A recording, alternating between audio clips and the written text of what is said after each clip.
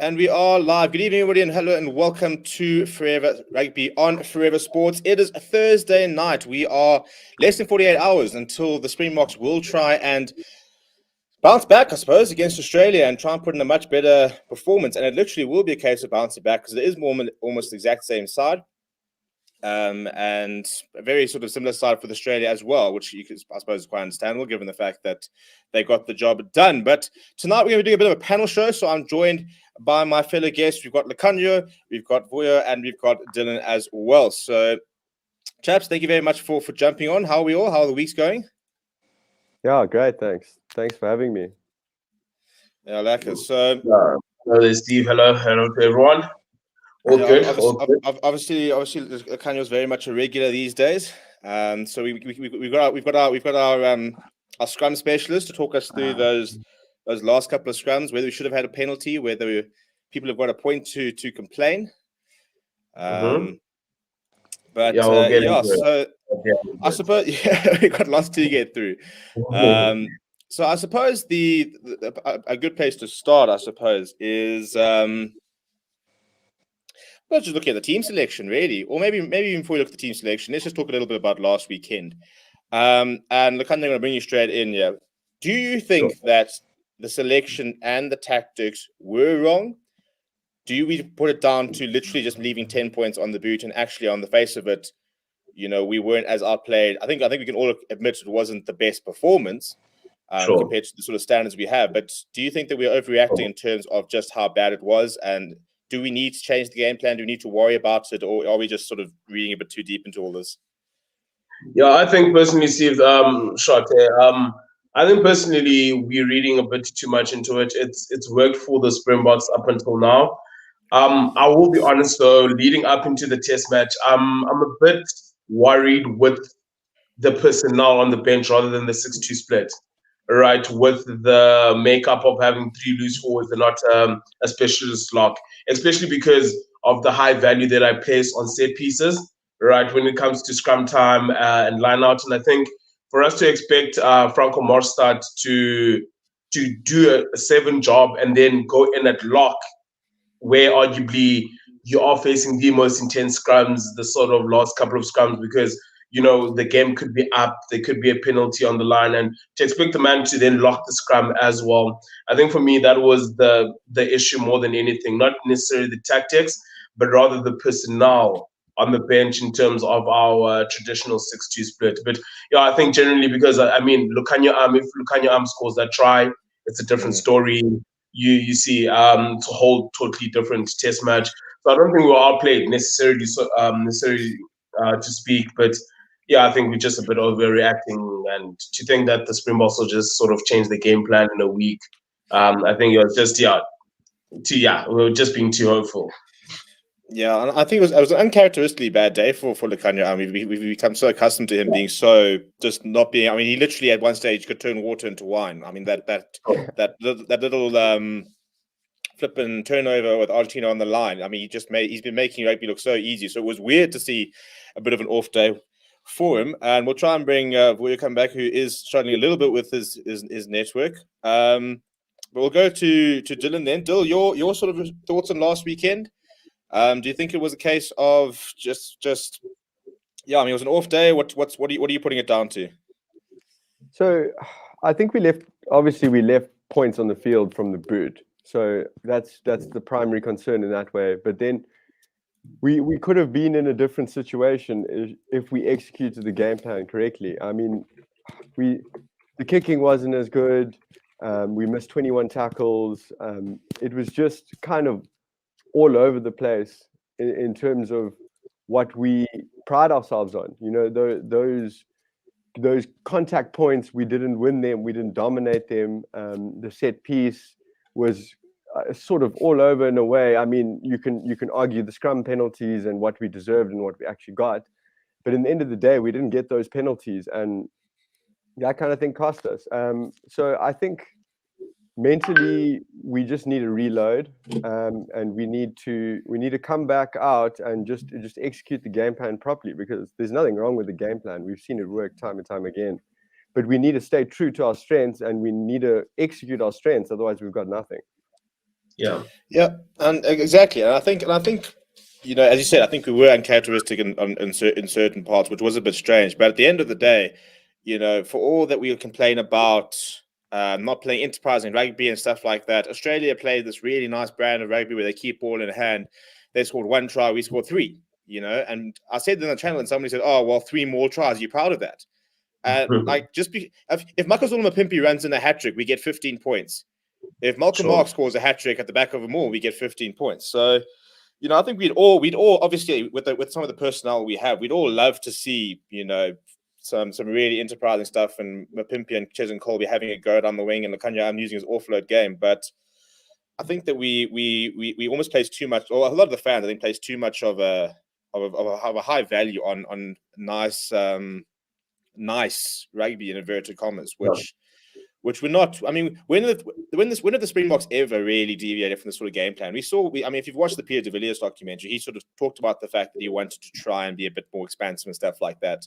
And he had to come to terms with the fact that he had to find the balance, where he had to say, you know what, at the end of the day, this is the Springbok DNA. We can't move away from it. We can try and sort of add parts into it, but I mean, at the end of if you want to start moving away from the fact that we have stupidly big forwards and players like a P-Steph the Toy, Dwayne Vermeulen, and a Franco Mostert who just is never ending at Arceus name. I think we've probably got 4 of the best 5 locks in the world at the moment in our side. So I think it's pretty silly. But we'll try to bring Vuya in again, who is struggling a little bit with his data. But yeah, Vuya, your thoughts on the match last weekend?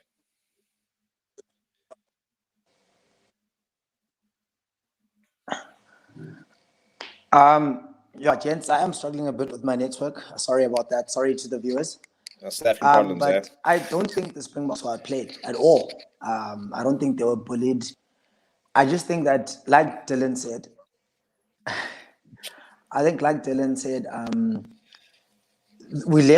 the Springboks left too many points on the field. I mean, 15 kickable points, a couple of knock-ons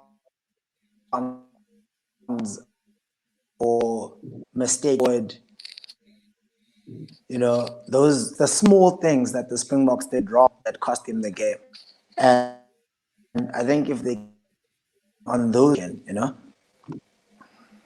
Yeah, well, we broke up a little bit. I think we got the gist of it. The fact that we don't need to change much, we just need to execute, which is 100% the case. And I think that what probably didn't help is the fact that the players who have been sort of the mainstays and have been sort of the biggest influences, I suppose, in some of our best performances didn't play particularly well. I mean, I think somebody was talking about the fact that they were very impressed with Dwayne Vermeulen's return. I thought he was about as expected in terms of coming back from injury, but it wasn't the trademark Dwayne Vermeulen performance. I thought Sia Khaleesi had a poor game for the first time in a while. You know, the yellow card was pretty uncharacteristic. You know, people like Franco Mostert, I thought his engine is just one of the reasons I don't think he ever has a bad game, just because he's just so blooming fit. It's unbelievable. But I mean, scrum time we weren't as dominant as we probably like to have been. Andre Pollard obviously wasn't that on song. They did very well at blocking our chases, so you know the kicking game didn't really work. Lukanya had a very off game, which was quite weird. Damien Delendi wasn't as influential as he'd probably like to be. So I think it was just one of those days. And if you have one of those days and you still score 3 tries and you still should have won the game, I suppose it speaks to us being in quite a good space. You know, at the end of the day, and Jacques Hillboss hit it on the head. He said you'll have days where you'll play badly and win. You'll have days where you'll play brilliantly and lose.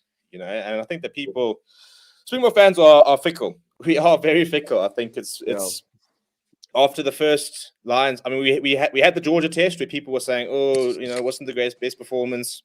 We then had the SAA game where we beat the British Irish Lions. Suddenly, the Springboks management, everything's cool, we're fantastic. Then we have a bit of an iffy game against the Bulls, and people are worried. And then you lose the first game, and suddenly it's out with the tactics, out with the coaching staff. It's boring, it's useless. Come back and win 2 games.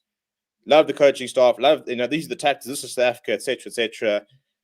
Beat Argentina twice, lose 1 game against Australia, and suddenly we're throwing the baby out with the bathwater once again. Let's look at some of the comments. Good evening, Peter. Yeah, sorry, can I jump in? Yeah, now I've got the comments. I think I think the pressure and the reason why the Springbok and world sort of rugby is questioning the Springboks and the way we play, unfortunately, is the byproduct of being number one and world champs. I think it gets to a point when we were chasing, it was fine. Winning was fine, but you get to a point where if you're then number one, you then almost become the custodians of the game, right? And sort of how you go about playing the game. Is it attractive? Is it possibly bringing more numbers? Is it adding that entertainment value? Because that is then the demand of you when you are unfortunately the number one team. And I think that's why sort of the game plan and the 6-2 split all of a sudden has come into so much scrutiny, simply because we're number one, and by virtue of that, I mean, when the All Blacks were number one, they're struggling, they're regaining, but they struggle for a period of time. But when they were number one, they were sort of, dictating how the game ought to be played. And obviously it had that entertainment value. And I think that it boils down to that fact that because we are number one, all of a sudden us winning is not enough. Now we want to see our national side obliterate our positions and putting 40 points on them instead of winning by just 3 when we were like number 5. I think so. There's an element of that, and I think that's where sort of the change of turn in terms of the questioning of our game plan and how we go about playing. I think that's actually a very nice point. I think you're spot on. Nobody, when we beat the All Blacks in Wellington, nobody was sitting there worried about how we did it. When we win the Rugby Championship, won the World Cup. After you won the World Cup, there wasn't that sort of retro. But now the fact that we are number one in the world, I suppose there is that sort of increased pressure. And I think the best part about the Springbok management is I don't think they care. As far as they're concerned, why must they promote the game of rugby? Why must they play rugby to try and bring people to the game? The All Blacks played phenomenal rugby and they were number one for a long time, and we could enjoy that. That's great. But that's how they did it. Now this is how we did it. At the end of the day, Jose Mourinho's got 3 Champions Leagues. They weren't pretty football, but it works, and you can't really argue the results. But I'll go to the comments to see what everybody else is saying over here, and then come back to you guys. So good evening, Peter. Good evening, Tian van den Berg. Carly Nava says the rest of the tournament is a World Cup knockout quarterfinals this week, precisely. Zambek Salamander says beating Kiwis twice while denying them a loser's bonus point could be a bit too much to ask. Firstly, we have to overcome Wallabies at the Australian House of Pain. Well, that's a whole different thing. We're going into Australia's den. It's their Ellis Park. It's where they thrive. Adrian Hugo saying the Vodacom data messing you around. Rich saying I think we only have one weakness. We are too predictable, and the occasional line break play would completely surprise our opposition. Adrian Hugo says Sos was class like always. Stuart says unfortunately it seems the tactics look like a one-trick pony. Look, it's a hell of a trick if it's won 3 trophies. We didn't look composed at all. Wonder if the break between games have an impact. Carly says Owens, why does the public always think so negatively? Have a bit of hope because these countries have negative comments. I'm going to go back to the comment, actually. Look at the break before British and Irish Lions series. Looked almost the same. Great first 20 minutes after almost looked erratic. It's a good point as well, because I did think we started pretty well on the weekend. Good evening, Kevin. So I will have perhaps changed bringing Alton in for Pollard. Hopefully Pollard has his kick shoes on this weekend. Well, I know there's at least 2 of us in this team. He probably would have backed the Alton shout. Me and Lacania are the chairperson and vice chairperson of the Alton fan club. We're in for it. We're in for it. But I want to go back to this comment and stuff like that. And I think that we've seen this a lot in the last year. And I also think that this is becoming a byproduct of the situation that we find ourselves in and the frustration of every single day life now boiling over into the sporting world. I think the fact that we've all been locked up for 18 months and curfew and COVID and stuff like that, I think that it's definitely enhancing a very negative sort of outlook about everything. Look at the Currie Cup. Everybody talking about the Currie Cup being a farce and stuff like that. There's no sort of thought process about the fact that there are COVID issues. There were British and Irish Lions issues. There were so many things off the field that impact on it. But I think that the problem is at the moment is we're all looking to sport as to being our sort of our outlet, our thing to look forward to, our break. And when it's going well, it's flipping awesome. But when it goes badly, it's like you spent your entire week, which maybe you're not happy with what's going on at the moment. You get to the weekend, we get to the Springbok game. It's all you've been waiting for, and then we lose. So I think that's probably why there's a bit of negativity around it. But FNTSG says the Springboks were in isolation, not playing in 2 to 3 weeks, did not help us. Tom Hitchcock says I want to see Markham starting at 7. He deserves it. Jacques Milan saying, nope, I'm not sure if that's to Marco Verstappen or to what we were saying, but Tom don't agree. Marco is solid, but Mostert is class. Yeah, I think it's that's an interesting selection. We'll go to Vuya and Dylan, because I can understand Lucanio's point saying that he'd like to see a lock on the bench. But I'm very much enjoying Franco at 7, to be perfectly honest. Your other options there in the squad are I don't know, maybe Reynard Alstad or Dupree or Dan Dupree. But I think that Moster's doing quite a good job at 7. Dylan, what do you reckon about that shout? Do we persist with Mostert there, or would you like to see him move back to the second row?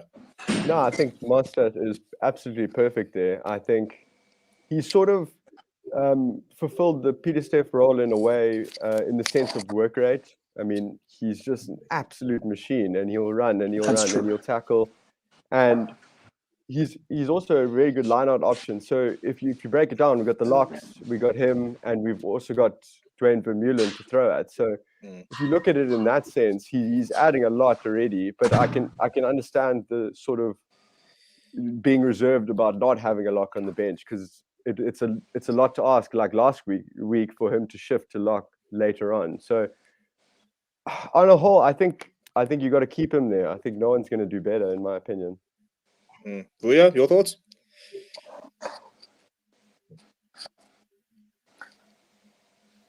I agree with what Dylan said. I was also going to say that Mostert brings what Peter Steff brought to the game for the Springboks. He's got that work rate. He's also got that physicality. You understand? So I think they should keep him there, but they should just maybe have another lock on the bench, because I think playing lock and playing a 480 is never fun for anyone, So I think it's just about bringing backup, but keeping him there as well. Yeah, look, I think the Bond squad's in a bit of a tricky time, because I think at the end of the day, we're basically choosing. I think we've basically shifted Mostert to 7, and then said, right, who are the best 3 players after that between our tight 5 and our loose forwards, And with no Nicholas Janssen van Rensburg, the other option is Marvin Orie, who, if we're all very honest, is a very not good player. He's a very solid player. He's a good line-out specialist, but I mean, he's not of the caliber of an Arceus Neyman, Jasper Wiese, Marco van Staden type. He's just not quite that tier, in my opinion. And I think that with Nicholas Janssen van Rensburg having left the squad as well, it doesn't help. There does seem to be a bit of a reserve about the Dupree brothers. We haven't really seen much of them. A lot of people have been calling for them on the bench because they can cover lock and flank, stuff like that. But yeah, I mean, with the current squad right now, Chongs, with Nicholas Janssen van Rensburg out, the other thing is, I mean, it was quite useful. It was interesting. It was actually put in the press conference, is they were saying that the whole thing about a 6-2 split being, we've only got 2 backline players. There is that potential that Kwagga Smith can play on the wing if he has to, or could play it inside in one of the centers if he really, really had to. He actually made his Currie Cup debut on the wing for the Lions. So I suppose, we don't have that lock, but in somebody like Kwagga Smith as part of the bomb squad, there is, I suppose, that emergency backline option. Not that I think it's a massive reason to pick him, but I suppose it has to come into some of the thinking. Steve, I think it goes back to sort of the conversation that we had leading up to the British and Irish Lions in terms of what the box will go. Will they stick with the bomb squad? I think I put a lot of respect in specialist positions. There are certain positions that require a specialist, and lock unfortunately is one of those. If you're basing your game plan primarily around your set piece, this is what the Springboks have been doing. So I think the mere fact that there isn't a lock, and I understand maybe perhaps currently sort of when you look at the locks that we do have in Earburn, Lewis, and Marvin, I think obviously Earburn starts, and when you look at Marvin and Lewis, I don't think either of them will add that impact of the bench. They're not those kind of players. They build an innings. They're not high impact. They're not your Arceus Neyman. They're not your Morstad sort of player. So I think that is the unfortunate thing, and perhaps that's where the Bok squad could have possibly looked to an Alstad who can cover lock and flank, Jean-Luc Dupree who can cover both positions. or alternatively, if they move away from the bomb squad, sort of go to a 5-3. But I think right now the only issue is that we don't have that high impact lock, and I still do believe that it's a specialist position that deserves sort of that specialist attention, and that's my biggest issue with having a Jasper, Kwagga, and a Van Staden on the bench and not having that specialist lock. Because, yeah, as I said, to expect Mostard to then go and lock it down 80th minute after having had to make 19 tackles, it's ridiculous. He's going to be a passenger. It's near impossible. It's near impossible, especially at international level. It must be crazy. So if you had to drop one of the three in the current bomb squad to bring in a lock, who are you sacrificing? Yeah, Van Staden, unfortunately. I think Kwagga Smith has sort of earned his, if I could put it that way. I think he's been more than decent. I wasn't a Kwagga Smith fan, I'll say that outright. But I think sort of with the British and Irish Lions, he showed his versatility, the mere fact that he can cover 8. He can cover either flank as well. He's a good ball carrier, good energy around the field. I think I'll stick with him. And Van Staden, good ball carrier. And I don't think he's had too many opportunities to sort of do his primary job and what he's good at, which is obviously stealing and all of that. But if you're getting 20 minutes, you're not going to get too many opportunities for that. I think Kwagga just offers more off the bench. He's ready to go the moment you put him on. And then Jasper Wiese is also almost made himself a bit unstoppable with the man of the match performance in that Argentina game. Your thoughts?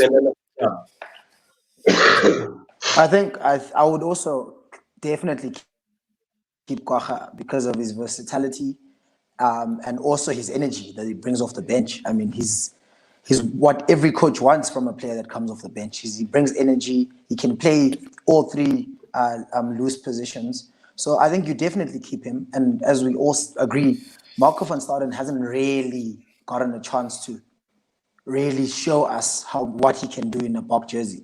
So I mean, it's definitely going to be Kwagga for me.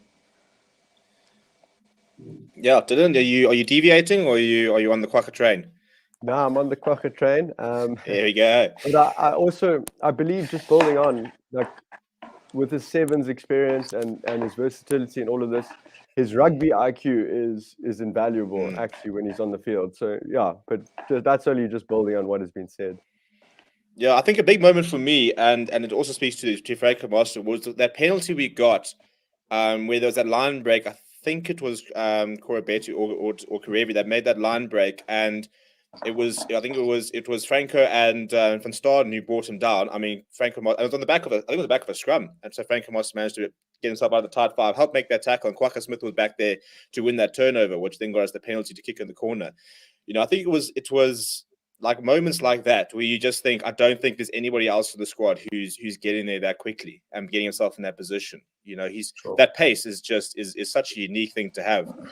I've always been on the Kwagga train. I've watched what he used to do at the Lions.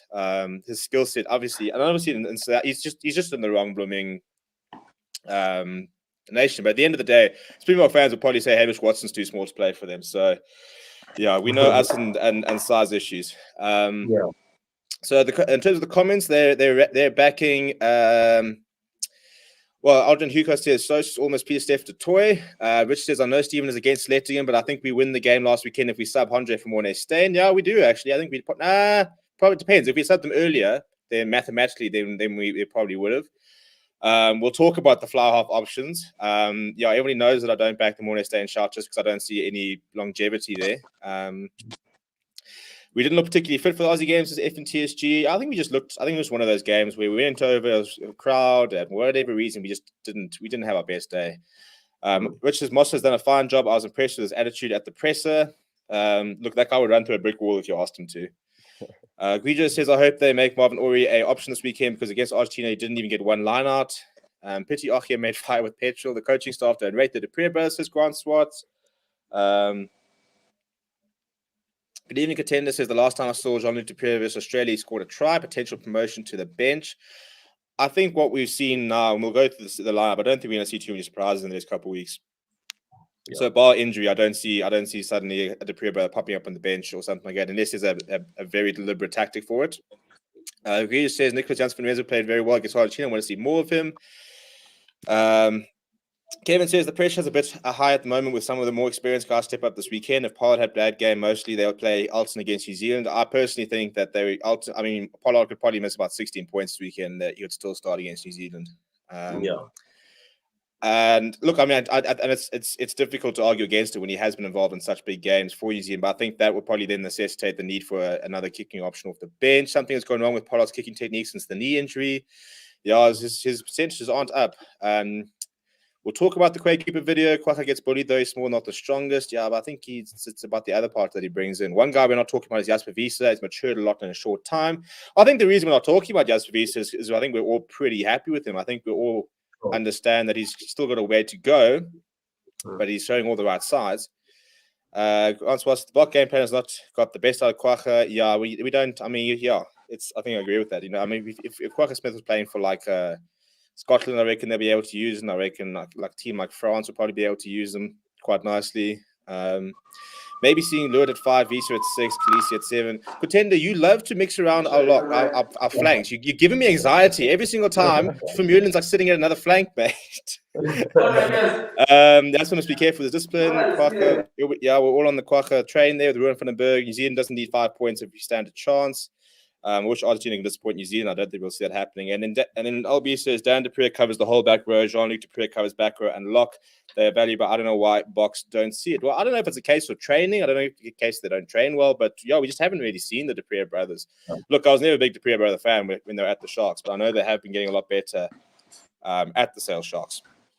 But let's talk about the changes. Let's talk, or the lack thereof, really. So if we're looking at the side, if you haven't seen it, it's the only change to last weekend. Trevor Nyakane starts at loose head, frothing for that.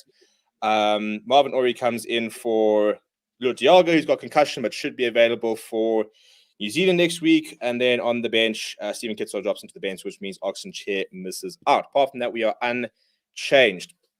Dylan, I'll go to you first. What do you? I mean, did you expect changes? Are you happy with the team? Do you think we should have maybe rotated? Or do you reckon that after losing the game, we had to send our best side back out? Yeah, we didn't earn the right to rotate. And because we missed our execution, we needed the core, even beyond the core, we needed most of the team just to be there and to execute. And like I said earlier, I don't believe it's an issue with the game plan. The coaching staff clearly doesn't see an issue with the game plan. And I agree. I think it's just, we need to execute better, and if we could dominate the scrum more, there would be a huge influence on the game. And I think that's what they've tried to do, bringing Trevor in. And yeah, I like the changes. Obviously, it's tough. It's tough with Lewis out. I think most teams will miss Lewis. And Ori gets a chance. He hasn't really had a great deal of chances in the Springbok jersey, but yeah, let's see what he can do. He's played with Eben a lot. I believe they played high school. Yeah, the photo from school. I love that. Yeah, so I mean, look, it's a good opportunity for a player that wants to be there. So let's see what they can do. And the bottom line is we just need to execute, and we need to win this game. We have no choice. Yeah, Vua, your thoughts? Yeah. I didn't expect any changes either. I definitely apart from because of a concussion, I definitely expected the same 23 to go out there, because I know that Nino Albert wants to make a statement now. He wants to say, okay, we are the world champions. What happened last week was a mistake, and we want to fix it. You know, we want to rectify it and show the world that we are South Africa. We want to be number one, you understand? So I didn't expect a lot of changes, but I don't think it's big changes that they've made in Trevor and Ox. Yeah, we'll talk about the front row with our front row expert. So Chongs, first of all, a lot of people call you for your boy Mal Herbert to be dropped, so you can build your case for him. No, never.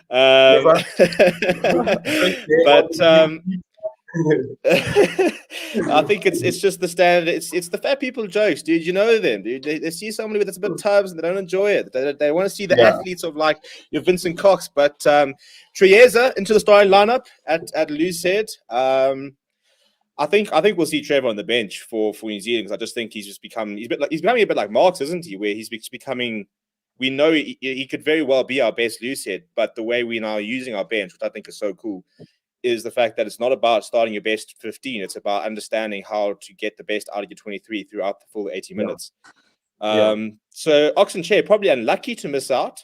Hasn't done much wrong, but I mean, you suddenly are put in front. You have in Chair, Trevor, and Kitsoff put in front of you as your three loose forwards. It's not a nice selection headed to have. I mean, who do you leave out? Oh, sure. I think just first up, I'd like to know what's up with Ox. Maybe there's a niggle or something because he came off the bench and then for him to be dropped this week, I think it's rather unfortunate.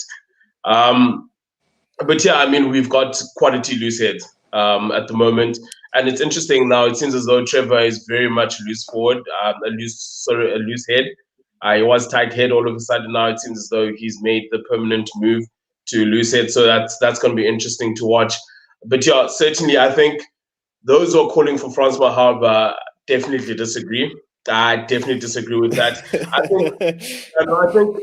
I think on Saturday, what happened, if you watch closely, sort of his scrumming, he wasn't necessarily scrumming to either win to gain an advantage or to sort of lose an advantage. He was in what I call the lock position, where he was just locking to try to get his own ball or just maintain the scrum. And I think a lot of that has got to do with the fact that since Dwayne has left, he's become the leader of our defensive line. And because of that, the amount of work that he actually gets through, I think he's preserving energy when it comes to scrum time. And unfortunately, it's hurting us. And I think once Dwayne is sort of up and running, because even on Saturday, it wasn't Dwayne necessarily marshalling the defense as he usually does. It was still very much Franz Mahaba. And I think given the amount of work that he has to get through, he's using the scrums, dare I say, as a resting point. I mean, you can't really rest at international level. But to be fair, he is so big, he can't just sort of fall into the opposition and say, right, chap, all on you, mate. Yeah, he's just anchoring. He was literally just anchoring on Saturday. And I think that's when you can obviously give away penalties at times. And that's when it then starts looking a bit ugly from a technical point of view. Yeah, I think, and I'm just so chuffed to see Trevor playing so well. You know, he's always we've just seen him. We've seen his career, and it's form, injury. Takes a while, and then form. We're sitting there thinking, there's a world-class prop, injury. You know, like watching him crying when he's going off the field in that World Cup was heartbreaking. But then 2 years later, tongue out at the British and Irish Lions. You know, probably our most informed prop. Which you probably wouldn't have said going into the British and Irish Lions series, but and I think that any comments guys on the hooker selection? A couple of people saying that maybe they would have liked to have seen Joseph Dwebe. I think it's just so safe going Bongi and Malcolm Dill. What do you reckon? I just think it's such a good formula. They're playing similar minutes if you really break it down. Bongi comes on, usually rock solid, doesn't yet really make errors, does all everything that's required of him, he does really well. And then you get Malcolm Marx just exploding off the bench. Absolutely nothing wrong. All 3 tries from our hookers. Keep it that way. Yeah, and then we'll move on to the elephant in the room, which is the fly half situation. Because I think that was probably the one thing people were thinking. Do we have to now have a specialist on the bench? You know, do we need to change Damien and bring like a Frans Steyn in? Does Pollard get dropped? Some people are saying that maybe you give Dale India a rest and you play Pollard inside centre, and then you play Alton Yankees at fly half. So a lot of quite a contentious sort of subject, the whole fly half story. Vuyo, where are you sitting with that? Would you have liked to have seen change at the fly half? Do you think we should have gone with maybe a 5-3 or? Ask him okay, as well. so I would firstly have a backup kicker on the field. I'd firstly have a backup kicker on the field, right? I know Cheslin Colby can do that, but now he's unavailable. So I think we're definitely going to need Vili to step up in that regard. And then I'm not really a big fan of the 6-2 split because I feel like there should be a scrum off, an option that plays 10 and 12, and then an outside back, right? So I don't, but you also can't put off just. Yep, and we've lost him. Right. Well, we got the gist of it. But yeah, I think the frustration is if we're being honest, Pollard has not kicked well from the tee. Apart from that particular Argentina game, throughout the year he has left points out there. So we do need to start talking about who if he's having an off day, do we have somebody else on the field who can step up and do the job. People calling for Faf to kick. He's kicked a couple of times at Sale. If you look at his percentages, he's kicked pretty terribly for Sale, to be honest. But we know that Williams is not a particularly good goal kicker. I think that we're reading far too deeply into his one miss on the weekend. I think it was actually just losing it a bit there. But the problem, I suppose, is that obviously Pollard is our number one fly half. You got to back him and stuff like that. And there were going to be merits either way. If you were going to drop him, you know, you people could say that he's going to lose confidence, stuff like that. I think he's too good to be that kind of player, which getting dropped is a much of an issue. But the flip side is we don't currently have a replacement kicker on the bench. We clearly want to have the 6-2 split, and we're clearly backing Damian Willemse as the utility back. If Pollard goes out this weekend and leaves another 10 points out, then we're suddenly sitting in a situation going, shit, do we have to now put an Alton or Mornay on the bench next weekend for against All Blacks? Do we have to genuinely think about dropping him? You know, if he doesn't play well again this weekend. So it's quite a contentious one. Chongs, where are you sitting with that? Would you like to see rotation at 10? Would you like to see another player from the bench? What's the chat? Just unmute yourself, by the way. Yeah, you're muted. Yeah, no, sorry about that. I'm just saying, Steve, you know how I feel about the 10 and who should be wearing the 10 jersey for the Springboks. But just before I go on to that, I think too much has been made about the backup kicker, because here's the question I have. At what point in the game do you say to your frontline kicker, okay, that is enough? Is it after they've missed 4, after they've missed 5, after they've missed 6? Is it then too late to bring on someone when you've already left 15 points already on the field? So I think when we're speaking about Pollard and his kicking, it should just be about his game and his overall kicking. The backup kicking story, I think too much has been made out of it, because again, at what point do you then introduce that backup kicker? All right. And should a change have been made, Steve, I think from the onset? I think for me, it's not even just about the goal kicking. And I think it's just how one-dimensional the Springboks have become with Pollard at 10. He's seemingly, even the position that he takes up now, they're no longer positive positions. He literally goes missing in the game. And I think that sort of has caused us, literally, we're playing 1-2 ratio in terms of kicking rucks. We hit 2 rucks off 9 and we kick it away, right? And we've become so predictable. And I think for me, that's the disappointing disappointing thing about Pollard more than the kicking. It's just his inability and sort of how much he's shied away from the game as a whole. He literally goes missing now, and you hardly ever see him unless he is either kicking an up and under or going for poles, which is, yeah. So I definitely, I mean, it's not because of his goal kicking. I wouldn't have dropped him because of his goal kicking. I just generally think he's just simply been out of it. And by virtue of that, I would have made the change and played Alton. I love Alton though. I must just Don't worry, we're on the Alton hype train. I thought it wouldn't have been the worst idea if they were worried about Damien De Lindy's minutes, stuff like that. If we did see that Alton 10, Pollard 12 combo, I've always said that Pollard is an inside centre masking as a 10. You know, with the way he plays rugby. If Damien De Lindy wasn't available, I think Pollard will probably be our best inside centre. He loves a good crash ball. He's so solid on defence. He can kick, he can distribute.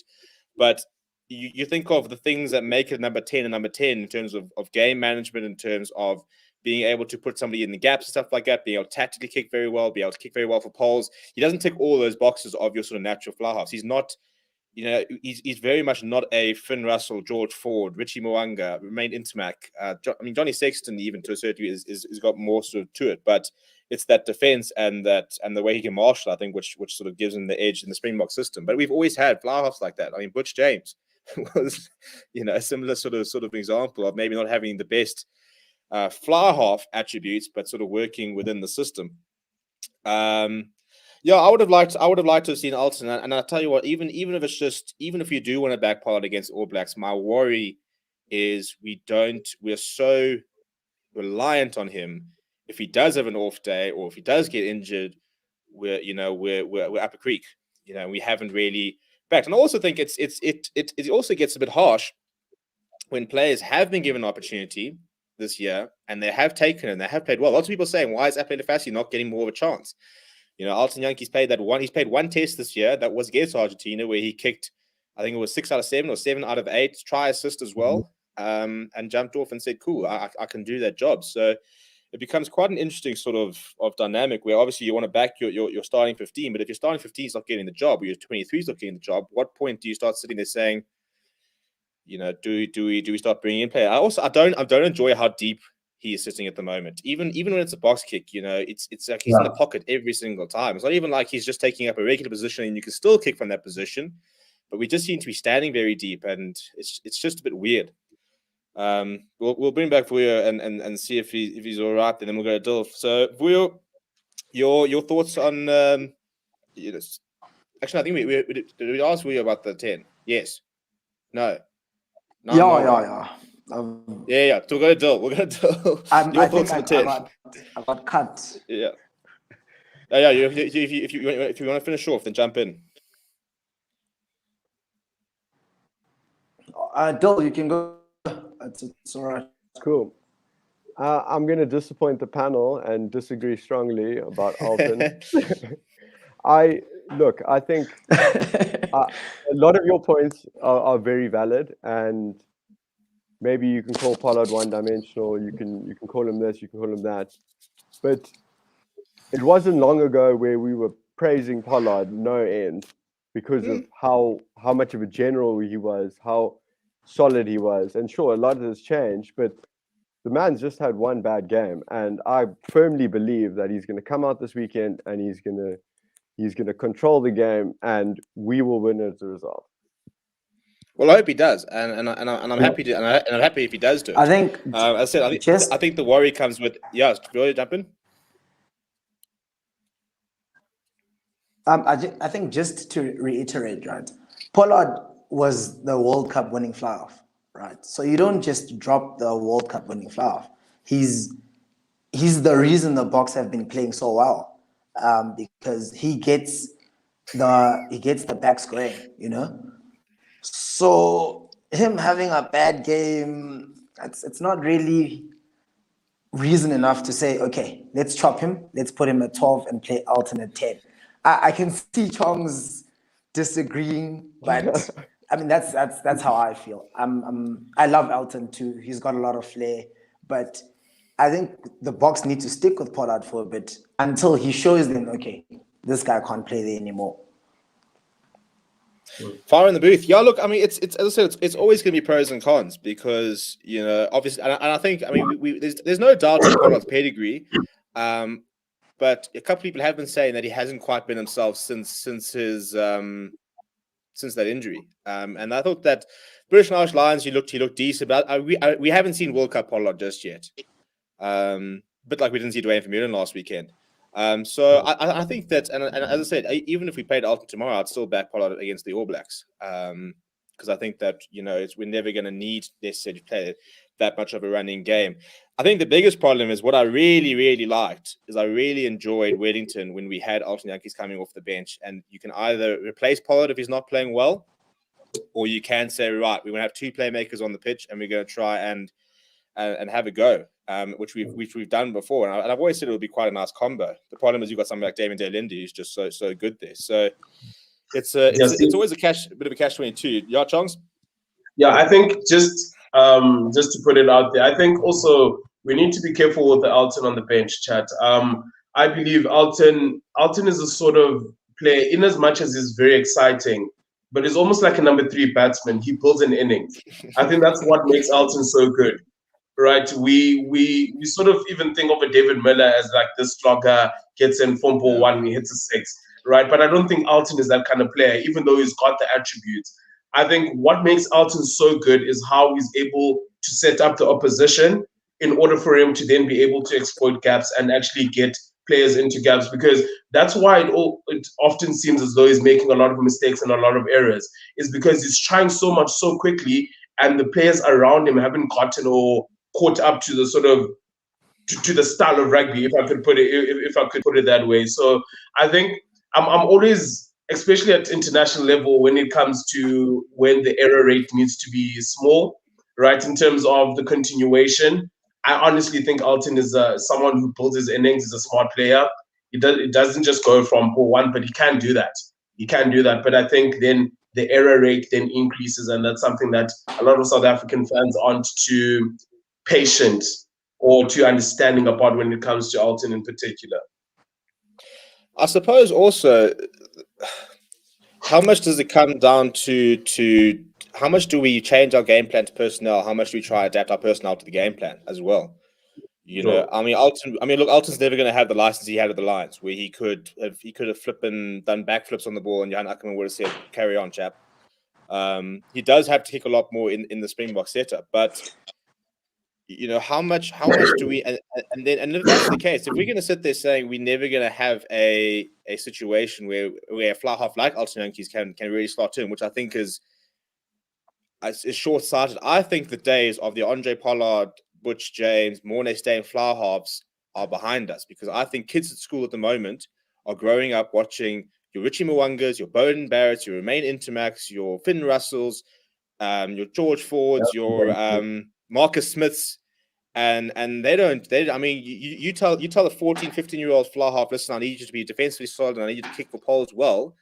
And they're going to say, no, I want to kick banana kicks and chips and behind and little pop passes and chicken wing passes and stuff like that. So I think we're in for a very interesting next sort of couple of years. I think if we look at all the fly halves coming through, it's a very different type. It's not the sort of usual South African fly halves. I mean, your Jordan Hendrickses, your Ngoma Zulus, Kate Boliter, even Butter Chamberlain and those sort of players. We are seeing players who like to express themselves more. So I think it's going to be interesting what we do start doing in the future in terms of tactically, whether we start seeing whether we have to maybe start playing more expansive games to suit the players coming through.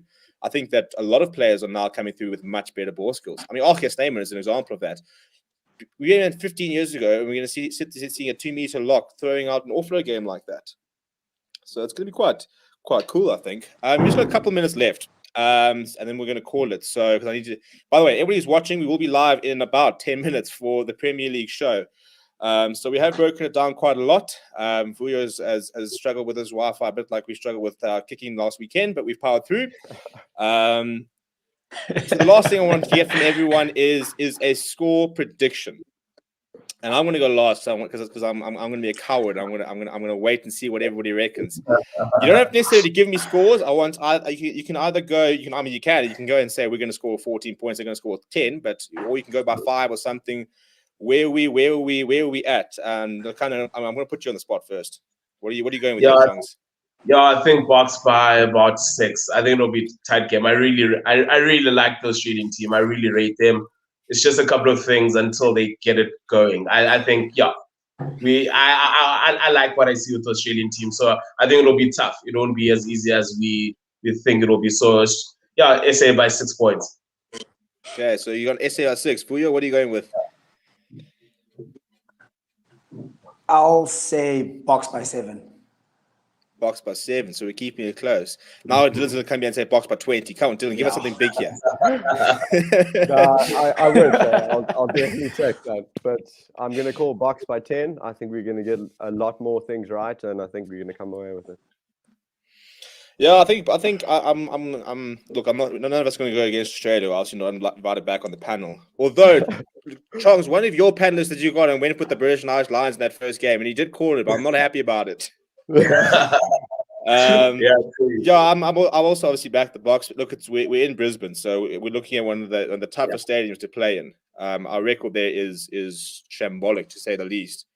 But I think that this is a side which plays its best rugby just after a big loss. Just when they've had a week of you're not good enough, your tactics aren't good enough, I think we then see the best Springbok side. So I'm going to go box by 12. I'll be the guy that goes a little bit further up there. I'll keep extending the points difference there. So I think it's probably more hot than head speaking. But yeah, gentlemen, thank you very much for giving us your time. Yeah, I think the comments are pretty close as well. I don't think we're seeing too many people are going massive score lines there. Grant's actually going quite big. He's reckoning 25-13 in the box. So that's a score line of what? A good 12. Very quick maths. 12. I suppose about 12 by 11. Yeah, so well, there we go. Then we've got the one person that's gone by 20. LB's gone by 20. But everybody else, thank you very much. We'll see you guys in the Premier League show in 10 minutes. To the panel. Thank you guys so much for joining me. We'll be back next week Thursday, hopefully with a panel show as well. So we'll confirm whoever's going to be on there and stuff like that in a week's time. But apart from that, to the gentleman here, thank you very much. To everybody else, please stay safe. Please go and get vaccinated so I can go watch the Lions get pumped by Ulster and the likes in Ellis Park. We'll see you guys all very, very soon. Keep well. Thanks.